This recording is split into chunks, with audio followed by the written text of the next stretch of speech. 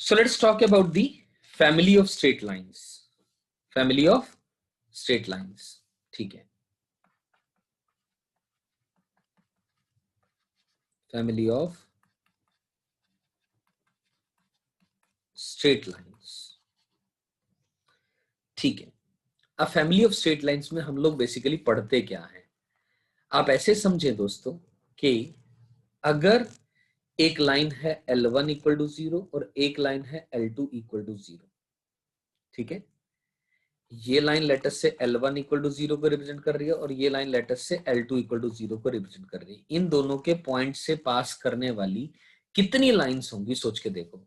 इन दोनों के intersection point से पास करने वाली एक लाइन, दो लाइन, तीन लाइन, चार लाइन. यानी मेरा कहने का मतलब क्या वो इनफाइनाइट पॉसिबिलिटीज हैं? यस, इनफाइनाइट पॉसिबिलिटीज हैं. ठीक है. तो वो सारी लाइनें जो इन दोनों लाइंस के इंटरसेक्शन से पास कर रही हैं वो एक फैमिली को बिलोंग कर रही हैं और उस फैमिली को आप L1 plus lambda L2 equal to 0 से रिप्रेजेंट कर सकते हैं, जहां पर लेमडा कोई भी रियल नंबर को बिलोंग करेगा. जहां पर लेमडा कोई भी रियल नंबर को बिलोंग करेगा, L1 plus lambda L2 equal to 0 depending on different values of lambda.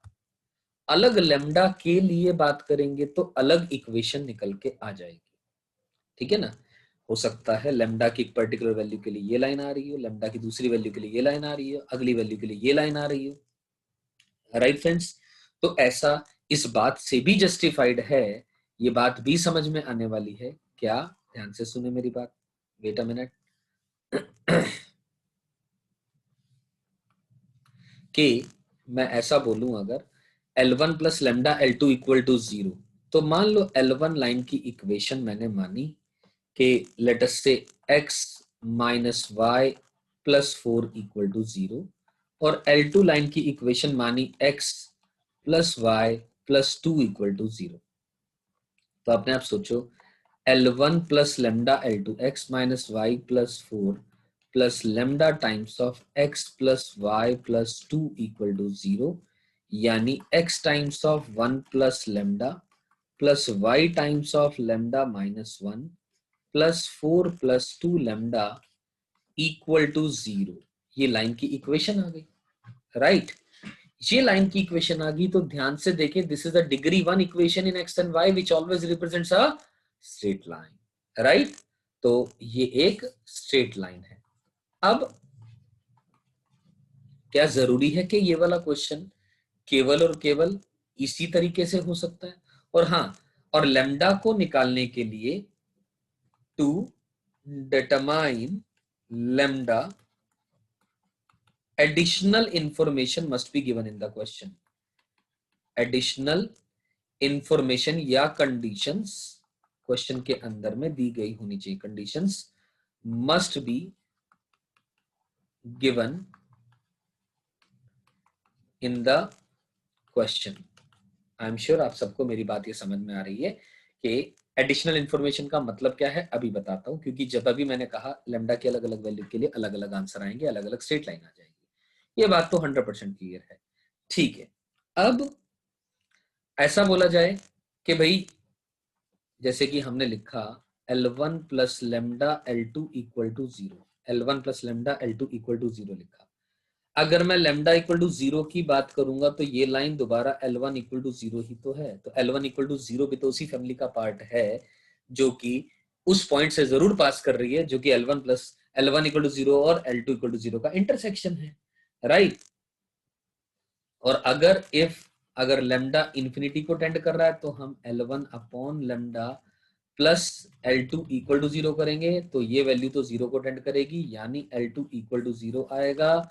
और L2 अगर 0 आएगा तो इसका मतलब क्या है, L2 equal to 0 will be the required line. यहां तक L2 इक्वल टू 0 क्या आएगी, ये एक रिक्वायर्ड लाइन आएगी. जब L2 इक्वल टू 0 ये एक रिक्वायर्ड लाइन आ गई, इसका मतलब L1 इक्वल टू 0 भी और L2 इक्वल टू 0 भी इस फैमिली का हिस्सा है, इस फैमिली का पार्ट है। ये बात समझ में आ रही होगी आप सबको, राइट। अब मैंने अभी थोड़ी देर पहले जो क्वेश्चन लिखा कि ये L1 इक्वल टू 0 ले लेते हैं और L2 इक्वल टू 0 ले लेते हैं, तो इन दोनों के इंटरसेक्शन से पास करने वाली L1 plus lambda L2 equal to 0 मान लिया अपन लोगों ने, क्योंकि यहाँ पर L1 इक्वल टू 0 और L2 इक्वल टू 0 दोनों फिक्स्ड लाइंस हैं, दोनों क्या हैं, फिक्स्ड लाइंस हैं, और एज अ रिजल्ट उनका जो इंटरसेक्शन पॉइंट आएगा वो भी फिक्स्ड आएगा, लेकिन जो नई इक्वेशन आएगी वो वेरी करेगी लेमडा की वैल्यू, क्योंकि लेमडा के निकालने के लिए एक एडिशनल एक कंडीशन दी जानी चाहिए क्वेश्चन के अंदर में, राइट।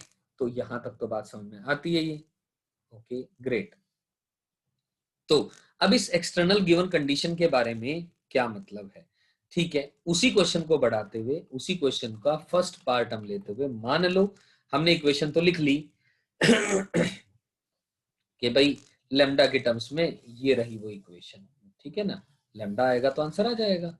अब मैंने एडिशनल कंडीशन दे दी, मान लो कि फर्स्ट कंडीशन दे दी कि the given equation passes through 0,0, मान लो मैंने ऐसा लिख दिया, तो 0,0 से इसको क्या कराओगे, सेटिस्फाई।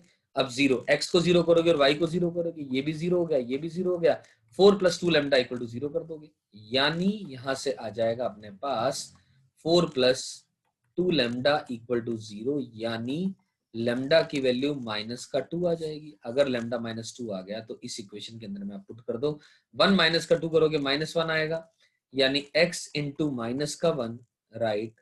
फिर आगे plus y into minus 2 minus 1 यानी minus 3, right, plus 4 plus 2 lambda यानी 0 इक्वल टू 0। ये इक्वेशन हमारे पास ये रिक्वायर्ड लाइन आ गई, यानी माइनस एक्स माइनस 3y यानी x plus 3y equal to 0। This is the required answer और the required line. I am sure आप सबको मेरी बात समझ में आई है कि एडिशनल इंफॉर्मेशन क्या थी या कंडीशन क्या थी कि भैया 0,0 से पास कर रही है वो, तो ये फर्स्ट पार्ट हो गया, ठीक है।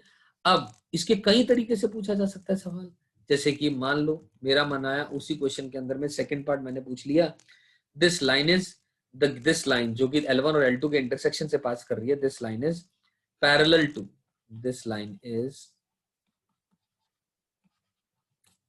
टू लेट अस से एक और अनदर लाइन है पैरेलल टू L, और L की इक्वेशन दे दी 3x plus 4y minus 1 equal to 0, ठीक है ना।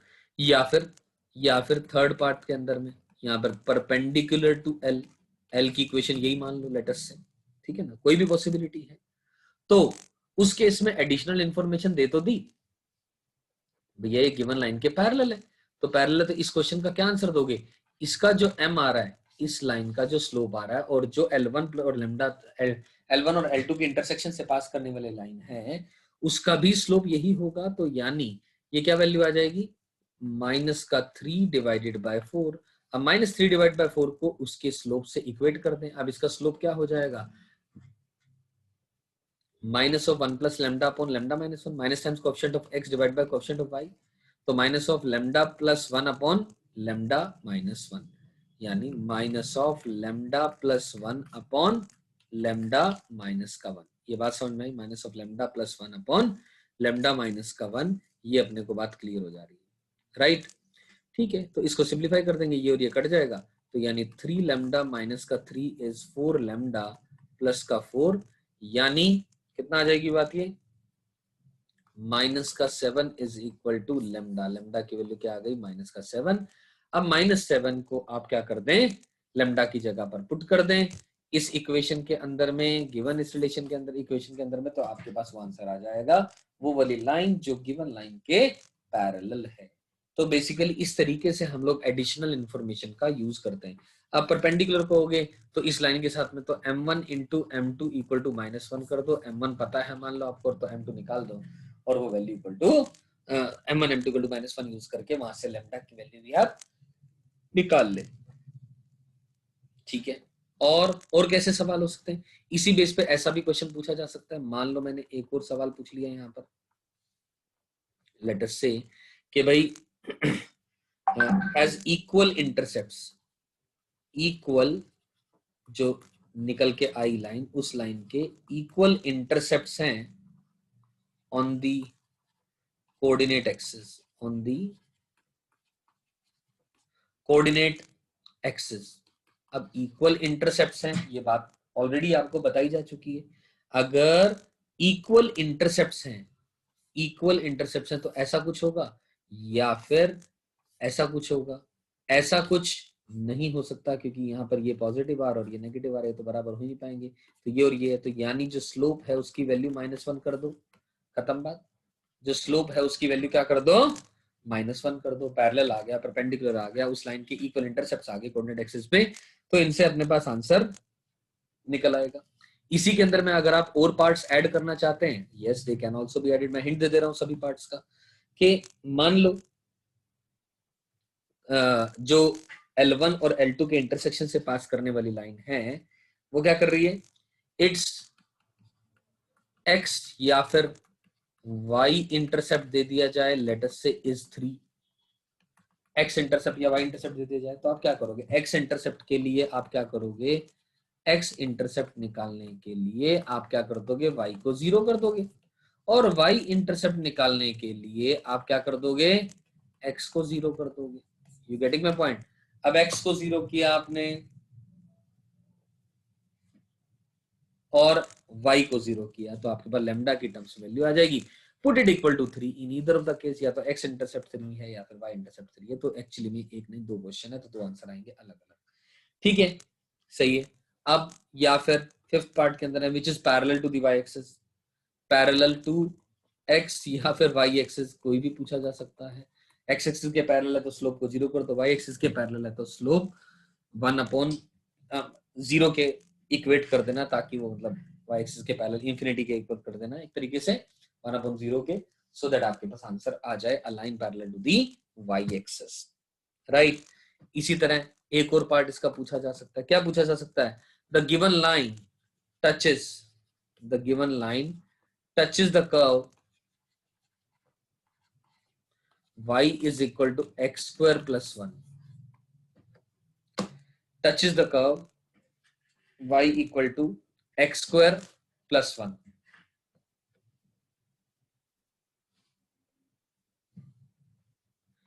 ठीक है, तो क्या करें इसके अंदर में बताओ।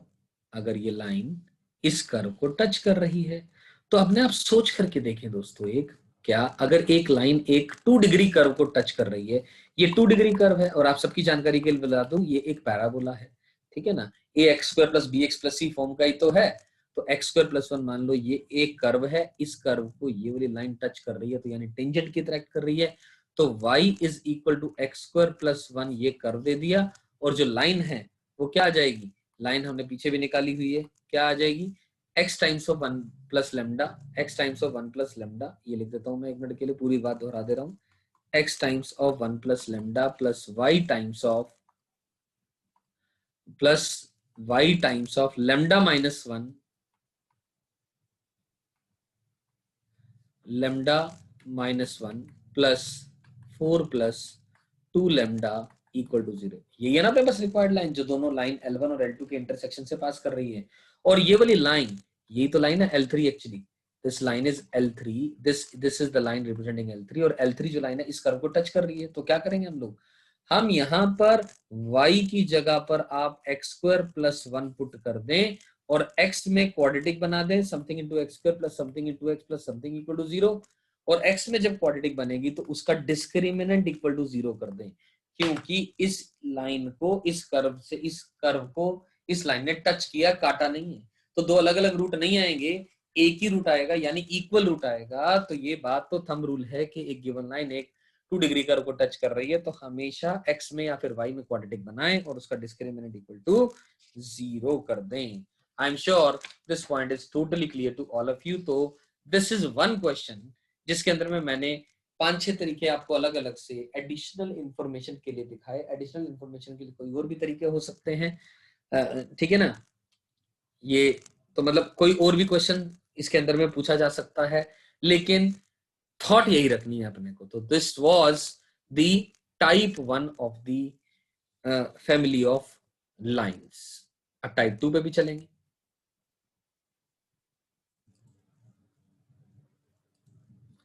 So let's talk about the type 2 of the family of lines.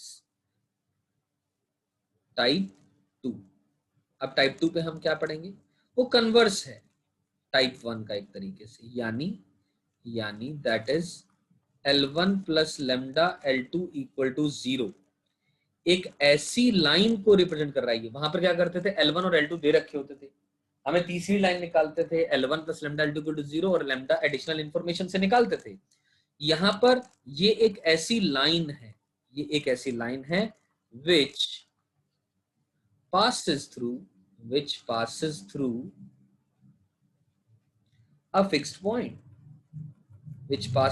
a fixed point, जहां पर L1 equal to 0 and L2 equal to 0 are fixed lines. आप ऐसे समझें, ठीक है ना? L1 plus lambda L2 equal to 0। Example के तौर पे अगर मैं आप लोग से बात करूं, आप लोगों से एग्जाम्पल मान लो मैंने लिख दिया x माइनस का 1 plus lambda times of y minus का 3 इक्वल टू 0, ठीक है ना? क्लियर है? तो ये L1 plus lambda L2 equal to 0 एक ऐसी लाइन है जो कि एक फिक्स्ड पॉइंट से पास कर रही है, जहां पर L1 और L2 दोनों ही फिक्स्ड हैं। ये L1 इक्वल टू 0 है, ये L2 इक्वल टू 0 है, राइट? L1 कौन सी लाइन है? ये रही। L2 कौन सी लाइन है? ये रही। इन दोनों का जो इंटरसेक्शन है वो क्या है? फिक्स पॉइंट है। तो x माइनस 1 इक्वल टू 0, तो x की वैल्यू 1 और y की वैल्यू 3। ये मतलब हुआ इस बात का, ठीक है ना? वहां पर क्या करते थे हम, L1 0 दिया होता था और L2 0 दिया होता था, हमने एक नई लाइन बनानी होती थी, तो उसको बोलते थे हम लोग L1 plus lambda L2 equal to 0। ठीक, यहां पर क्या दिया हुआ है? L1 plus lambda L2 equal to 0 दिया हुआ है और हम ये कह रहे हैं ये एक लाइन की इक्वेशन है जो एक फिक्स पॉइंट से पास कर रही है, और वो फिक्स पॉइंट क्या है? वो पॉइंट ऑफ इंटरसेक्शन है। वो पॉइंट ऑफ क्या है? Intersection of these two fixed lines. ये L1 एक फिक्स लाइन है और L2 एक फिक्स लाइन है, इन दोनों का वो पॉइंट ऑफ इंटरसेक्शन है, यानी फिक्स पॉइंट है। समझ आई मेरी बात? आई एम श्योर, ठीक है। तो अगर ये टाइप 2 जो कि कन्वर्स है टाइप 1 का, अपने को समझ आ गई बात, तो इसका मतलब इसके बेस पे अपन लोग कुछ क्वेश्चन कर सकते हैं। एग्जाम्पल के तौर पे लेट अस से क्वेश्चन में पहले की बात करूं, अगर if A B C are in AP, A B C किसके अंदर में है? एपी के अंदर में है, तो देन द वेरिएबल लाइन कौन सी? ax plus by plus c equal to 0, then this variable line passes through a fixed point.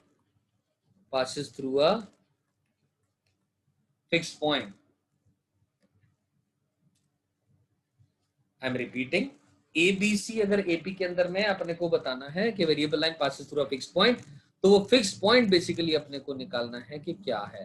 तो ध्यान से देखो दोस्तों, ये तो बिल्कुल ही आसान सवाल है। कैसे? हमें पता है 2b equal to a plus c होता है अगर तीन नंबर्स ABC AP के अंदर में होता है, तो यानी a माइनस का 2b प्लस का c इक्वल टू 0 हो जाएगा। और अगर ये लाइन की क्वेश्चन दे रखी है क्या है? ax प्लस का by प्लस का c इक्वल टू 0 दे रखा है। दोनों को अगर मैं क्या कर लूं? कंपेयर। अगर मैं दोनों को कंपेयर करूंगा तो दोस्तों, तो a की वैल्यू क्या आ जाएगी? x की वैल्यू आ जाएगी 1 और y की वैल्यू आ जाएगी माइनस का 2, यानी जो फिक्स पॉइंट आएगा वो 1 माइनस 2 आएगा, और ये दोस्तों आपका आंसर है। समझ आई मेरी बात? ये पक्का। इस क्वेश्चन को हम कंपेयर करके भी कर सकते थे, या फिर हम ऐसा भी कर सकते थे, कैसे? b की value a plus C by 2 है, यहाँ पुट कर दो आप। हमें पता है जो इक्वेशन है वो क्या है? ax plus B Y plus C equal to 0, और b की वैल्यू कितनी है? a plus C divided by 2। b की वैल्यू क्या है? a plus C divide by 2। तो ax plus a plus C divided by 2 into I plus का c equal to 0, ऐसा लिख दूं मैं। इक्वेशन के अंदर में मैंने ये वाली वैल्यू, ये वाला चीज इस्तेमाल कर ली।